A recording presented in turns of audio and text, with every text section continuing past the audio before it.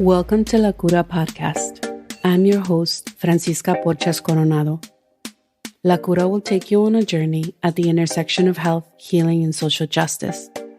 We will engage in conversations about decolonizing our health and reclaiming traditional ways of well-being and healing. We will explore and honor our multiple identities, cultures, traditions, and remedios.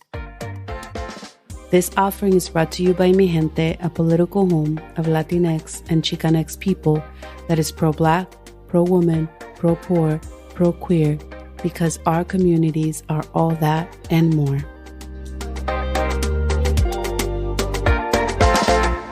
So excited to have Susanna Barkataki with me today. I have been wanting to actually talk about yoga the last few seasons, and I have just felt like there wasn't the right person to talk to yoga about. I definitely wanted someone who can really speak to its roots, and also who was connected to it beyond the training, but more ancestrally connected to it. So I am super excited to talk to Susanna today. Susanna and I actually go way back, probably about 17 years. That's a really long time. I think so.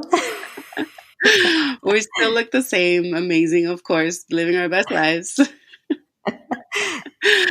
Susanna actually was known when I first met her as like a superstar teacher, mentor to these young women that I met in 2003. One of them is Carla Gonzalez and the other is Patrice Cullors.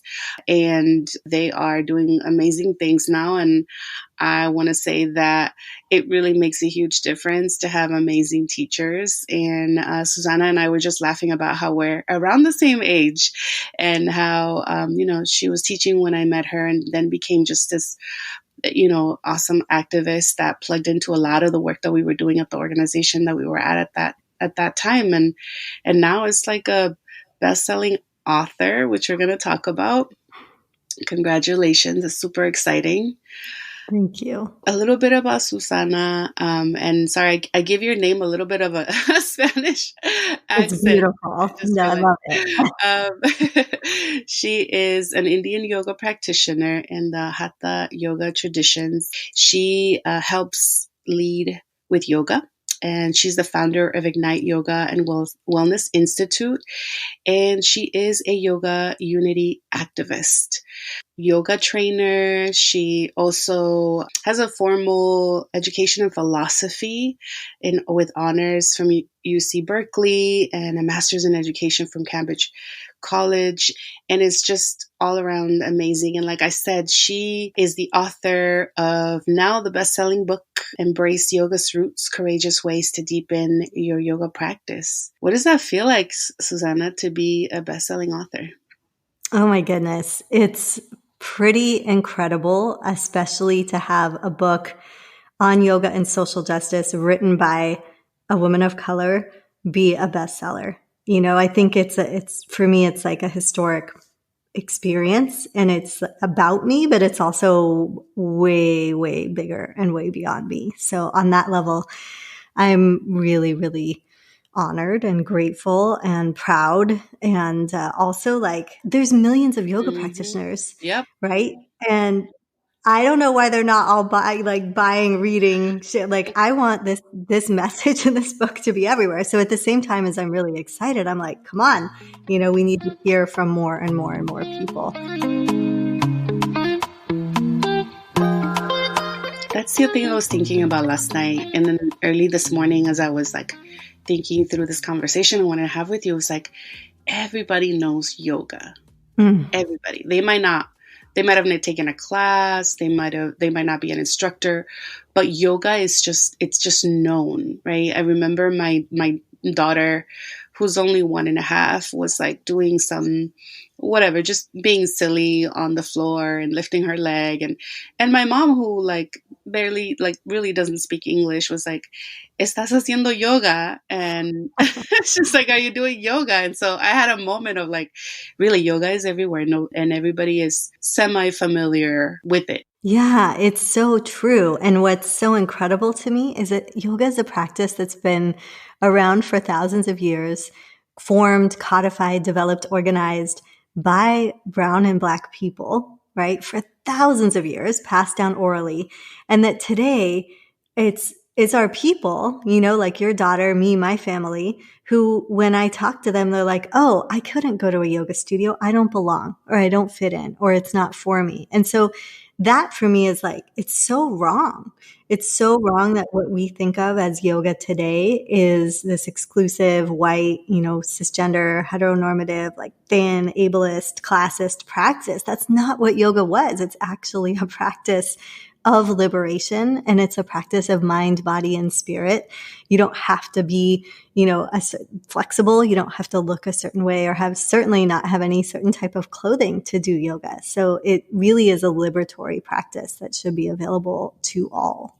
And there's so much in this book. It truly is, to me, a political intervention and also a historical contribution that feels deeply spiritual and also very practical for those that are looking for a political guide, right? In a lot of ways that can honor the tradition. And I'd love to ground us first and foremost. I guess you've named a lot of what yoga is. I read in your book that it could be as young as 2,500 years, but also as old as 10,000 years. And so that's absolutely amazing that this tradition has, existed this long and nourished and built the resiliency of so many for so long.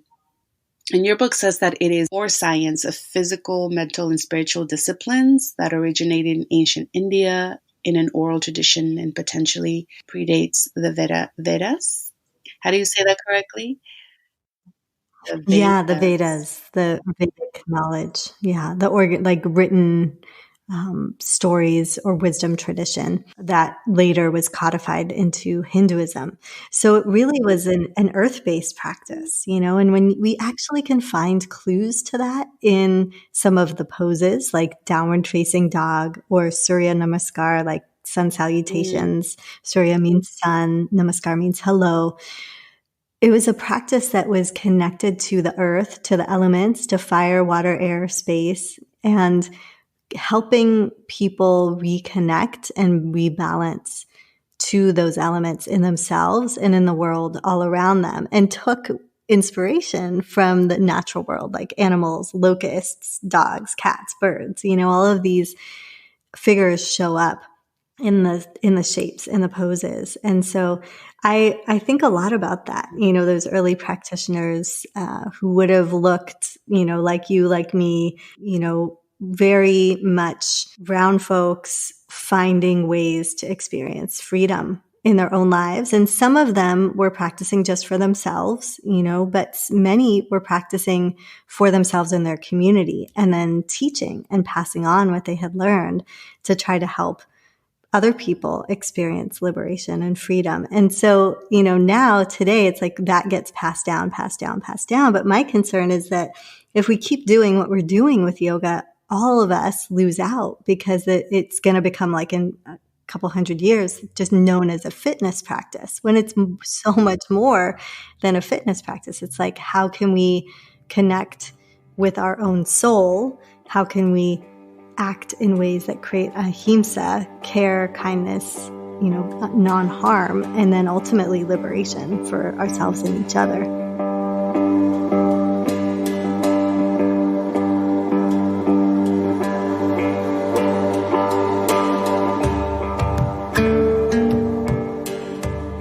A lot of these ancient earth-based traditions, I think about how much in touch our peoples with one nature, that they wanted to literally embody it and be able to honor it. But in that piece that you were saying around this tradition of liberation, in your book, you mentioned that yoga is inherently a science of social justice that leads to liberation for ourselves and for others and collectively. And so I was just hoping you could talk a little bit more about that.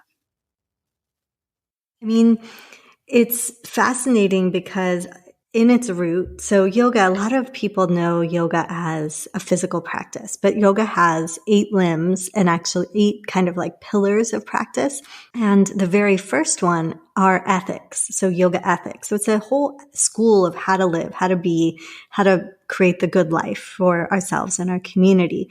So right there is, a first clue of care. Yoga cares about the polis, the state, the community.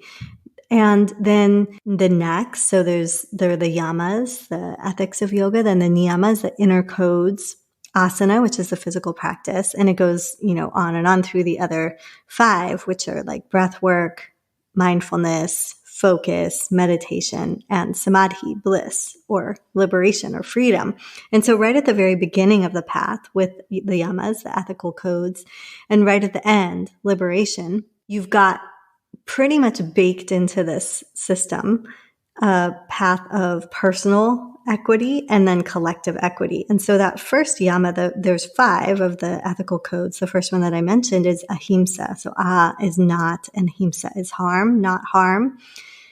And the very first code of a yoga practitioner is non-harm to oneself, but also non-harm to others. And it's part of a yogi or yoga practitioner's duty and purpose to make sure that everyone else has access to that same possibility of liberation that they do. So right there is like, well, if there's oppression, if there's, someone is being held down in some way, they're not able to practice this path of liberation. So yoga, right built into its structure, is a path of liberation. And then there's stories, in the Bhagavad Gita, which is a text, it's a small section of the Mahabharata, which is a big story of a war and kind of a fight for justice, a group of people fighting for justice against an evil demon and takeover. And so in that story, the main characters, the small section that the Bhagavad Gita is, there's the main character, Arjuna, who is fighting for what is right. And in it, the teacher, who's named Krishna, who's a god, but also just like could be seen as one's own inner wisdom, depending on how you look at it. Krishna says, do every action you must do, but do not be attached to your actions' fruits. This skill in action is yoga.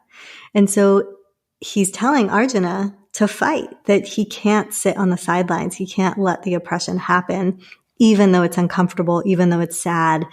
He must do what he is here to do. And so that as well, right there, is like, we have to stand up to injustice if we're to practice. The yoga, as it has been defined and practiced in the West, is literally just, it feels mechanical, and it feels like it's just like the quote unquote poses, and it's so stripped, like you said, it's sterilized and there's also so much, I think you called it spiritual bypassing of all this, in some ways, like moral lessons that can be a guide on how to live. So even if I never stepped anywhere to personally with my physical body do yoga, if I chose to live by these ethics, and if I chose to live by these, universal truths, in my opinion, then I could still be living in my purpose as a human in this world. And that is amazingly beautiful, and also unfortunate that is sort of been stripped away from the current practice. It's not an accident. The reason that we miss all the other philosophical parts and spiritual parts of yoga in the West is because the British and the colonizing powers, and then America, and Americans, white folks, could not see this philosophy and ethical practice as what it was. They could only see it, they couldn't actually, in the field of yogic studies and yoga philosophy. Up until now, they've called yoga a religion. Well, it's not actually a religion. Anyone can practice it. It is a moral philosophy. And exactly like you say, a way of life that can take us deeper on a faith path if we're on our own faith path. But also one can be an atheist and practice yoga. It doesn't really matter what you believe. It's more about exactly like that personal sovereignty and personal freedom. And, you know, it's interesting when you say, even if you never step foot like in a studio, I don't love practicing in studios, right? I'm, a small, somewhat inflexible, very brown person. And I don't feel welcome in a lot of yoga studios and spaces. And so what I do is I seek to practice where I do feel welcome. And more, I think we have this movement of people, South Asian people, but also just people of color, claiming and reclaiming yoga as like, I belong here. This is a practice that is for me and it can bring liberation and freedom to me and my people. And so I practice like outside under trees with an amazing Black yoga practitioner here in Orlando. And now there's so many people online that we can seek out who bring a whole different framing, a more philosophical or more spiritual framing. And also who look like us. And frankly, that's what needs to happen is the practice needs a revolution in the West. So it looks more like what it used to look like and more of us have access to it. Yeah, I mean, those are all the reasons why I never really went to to a studio. I remember one of my fellow friends, comrades, organizers, the organization that I worked at would volunteer literally doing cleaning for an hour after class, which is, I mean, it's good to contribute to any community you're a part of, but this was a very, I don't know, it just felt somewhat exploitative. In order for her, she had to clean up around the studio in order to receive a discount for yoga classes, which were completely inaccessible for her as an organizer, as a movement builder. And she loved it. Obviously, it was very nourishing for her body, her mind. But yeah, that was the only way that she could do it. And I was glad that she could, but it's, like you said, not accessible either to folks like her or even the community that we were working with in LA who were bus riders. And your book names some of the Western, the West's fascination. I don't know if that's the word you use, with Orientalism and the East and Asian cultures dating back to the 1600s. So there's also some of that. There's both colonization and there's both this white fascination with the East and its culture. And so I'm just curious, what are some of the key elements that got us to this place or this point, current moment, that again led to this alarming sterilization, glamorization, and just body-centered yoga practice here in a place like the United States?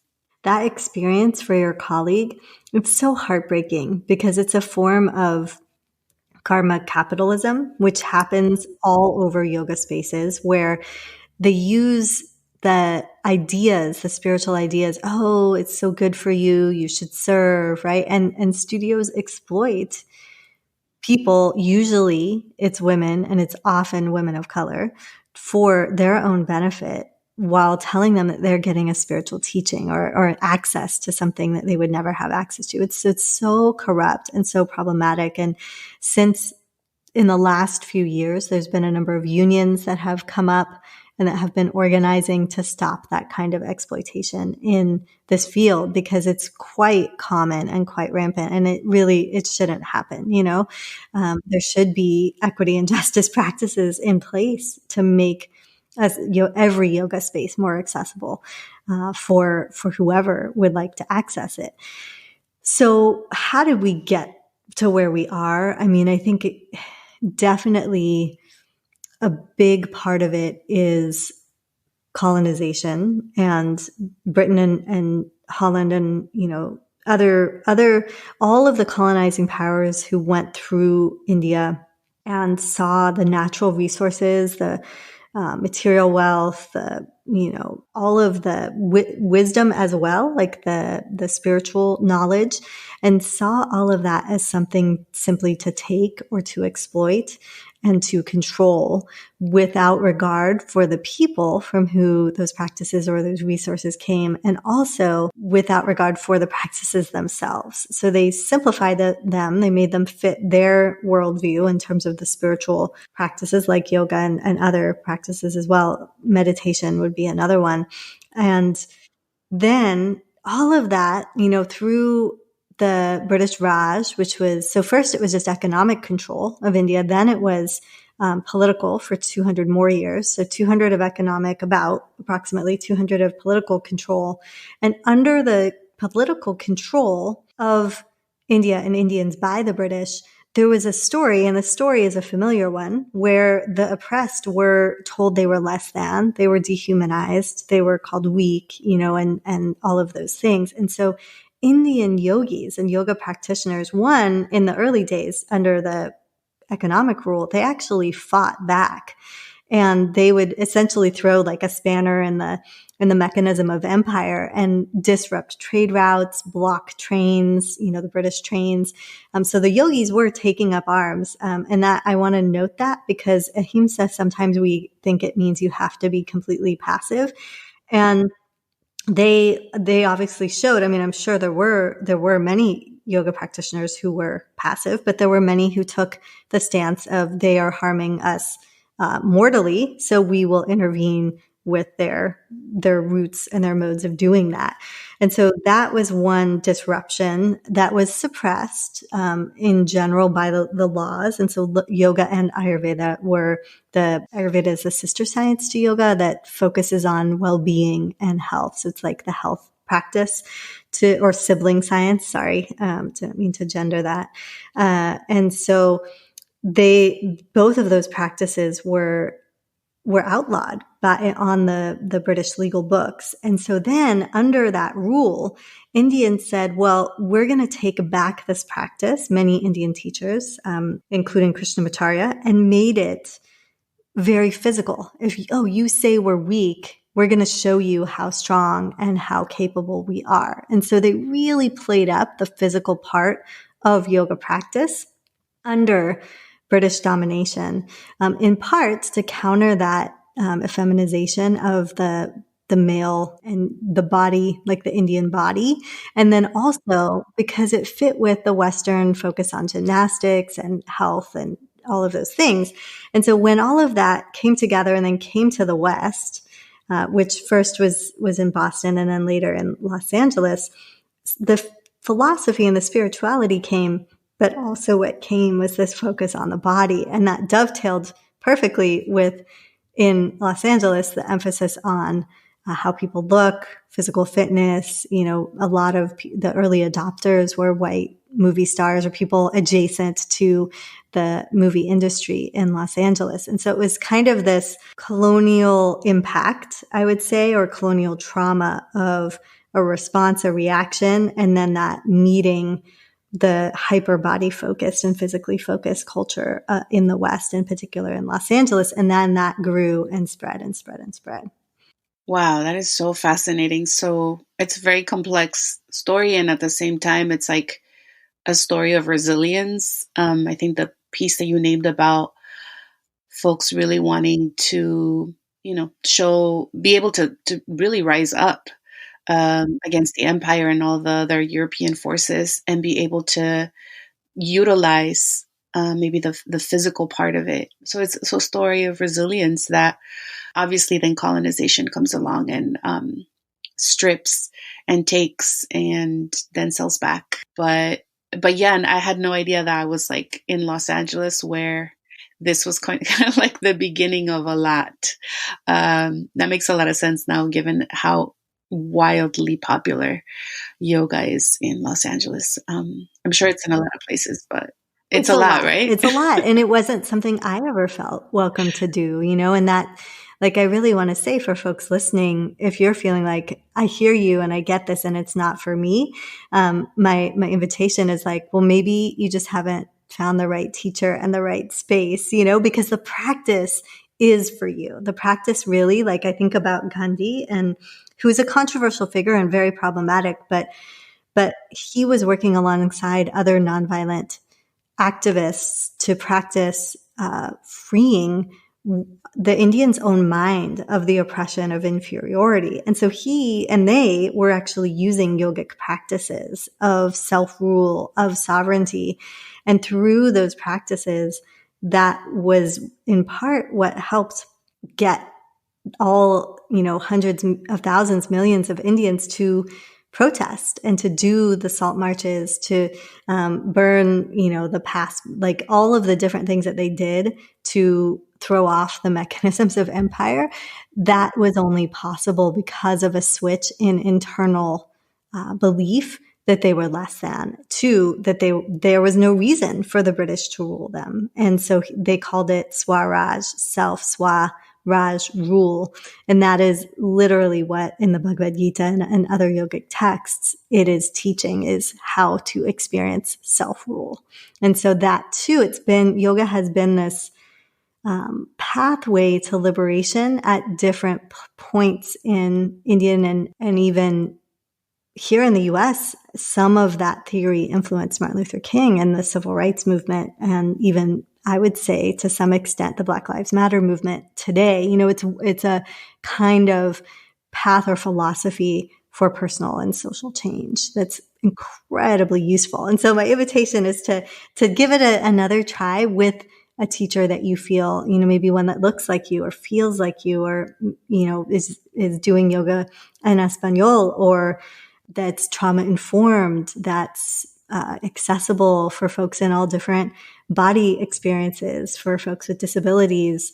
There are teachers out there now, and there are spaces out there now, online, in person, that hopefully are more and more going to make it accessible and more liberatory for all of us. Absolutely. And I'm super excited with this new understanding, to also be able to experience yoga by somebody that you're describing, whoever that person is out there.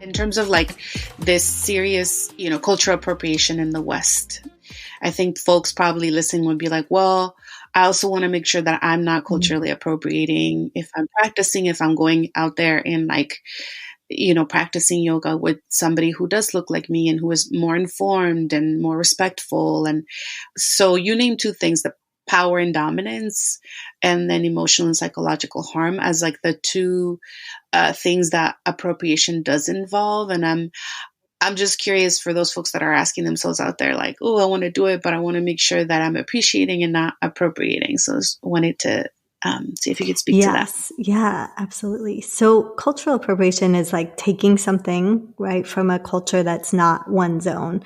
And it always involves privilege, and then that power imbalance and harm to the source culture. And that harm can be disrespectful, like, for example, putting a deity or a sacred symbol like Om. I've seen some studios that have the Om symbol on like the parking spaces, which is so disrespectful. Or even on a yoga mat, because we wouldn't, in Indian culture, you wouldn't put an Om symbol on the floor or under your feet. You hold it up, in high esteem. And so you might not know that, right? And you can't be expected to know everything about a culture that is different than yours. And that's okay.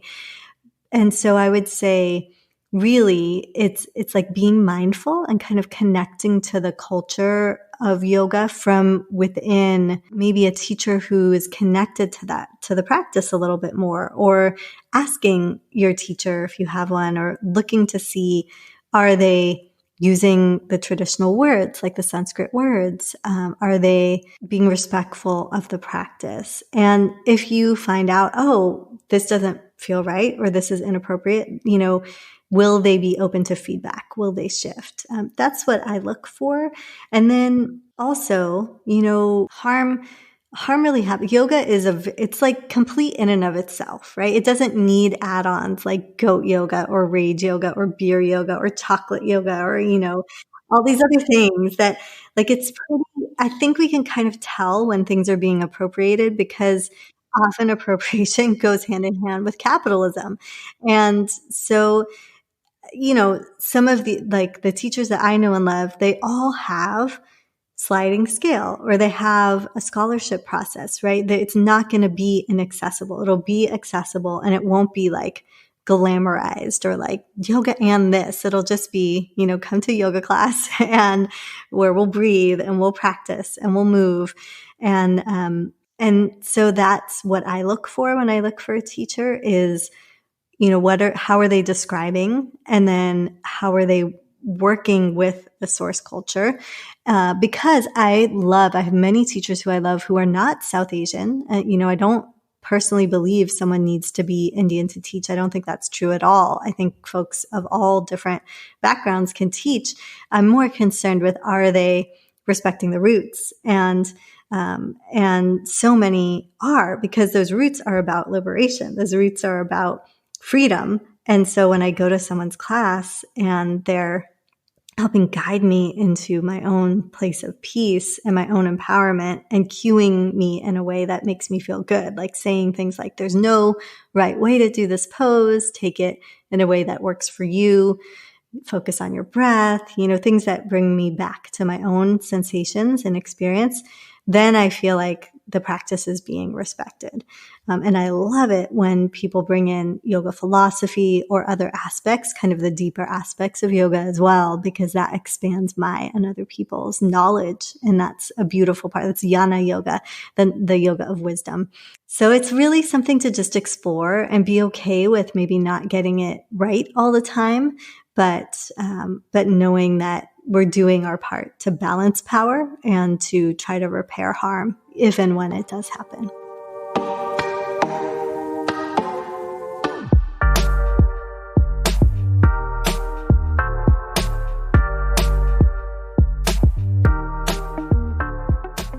There are 4 key steps to deepen yoga practice that you name to increase empathy and to create the unity that is kind of like the heart of yoga. You name them as separation, reflection, reconnection, and liberation. And I was hoping you could say a little bit about them. These sections, and as a teacher, I think a lot about how to understand something and work with something by breaking it down into parts. And so separation is like, well, let's look at all the problems that exist. So how did we get to some of what we've talked about? How do we get to this point where there's so much separation, where there's so many people who feel not welcome in yoga spaces in the West? And then the next reflection, we reflect on our part in that. So where are we? It's not a book just for folks of privilege. It's a book for folks who have been marginalized as well, and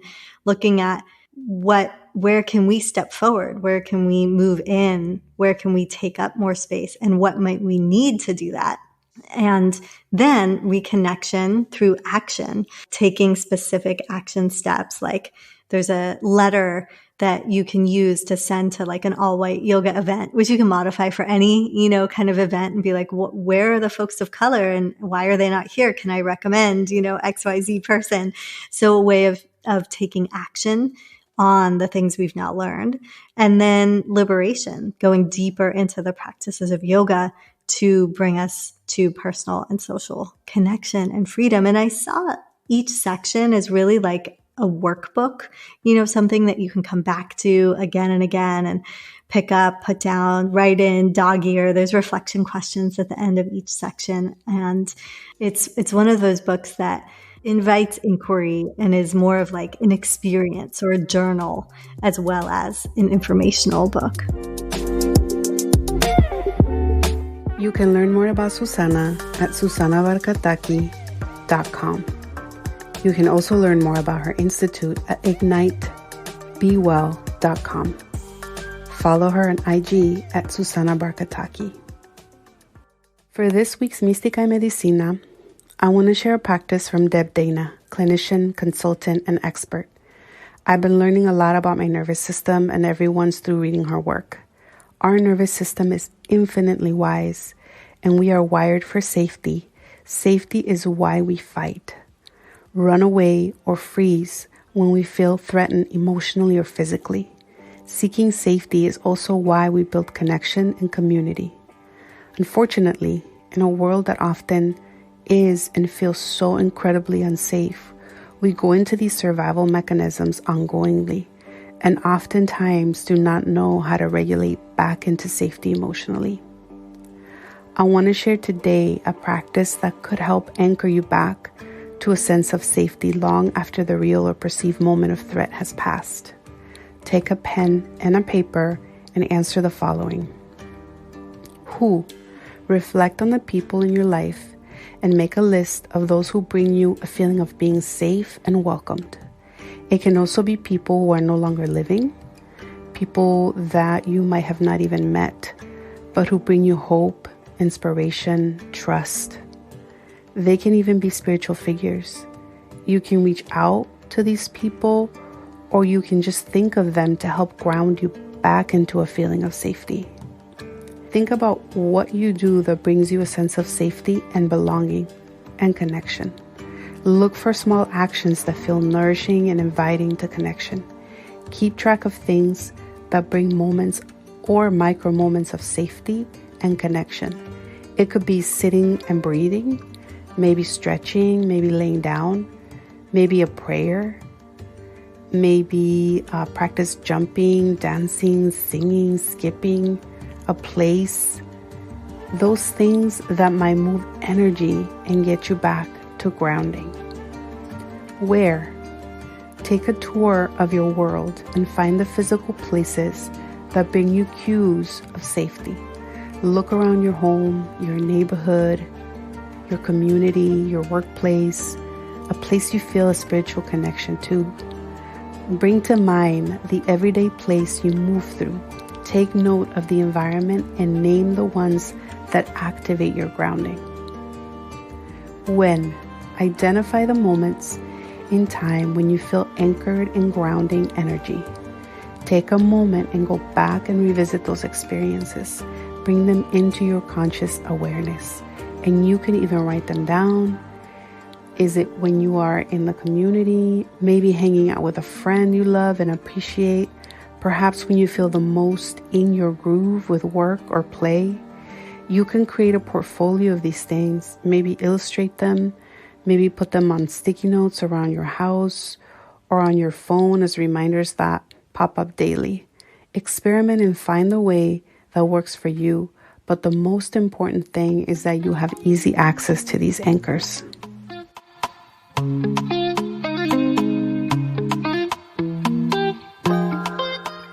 La Cura is a donor-supported free resource. To continue our work and ensure we launch another season and many more after that, we are raising $5,000 by May 25th. I know we can do it together. Can you pitch in and make sure we continue our journey at the intersections of health, healing, and collective transformation? Thank you in advance for your support. We'll send you virtual offerings in our donors-only newsletter to support your journey in your communities. Join me at migente.net/La Cura. Thank you for listening to La Cura Podcast. The podcast is hosted and produced by me, edited by Lourdes Hernandez. A very special thanks to Phil Circus for all his support and guidance on all aspects of production of this new season for La Cura. Thank you, Phil.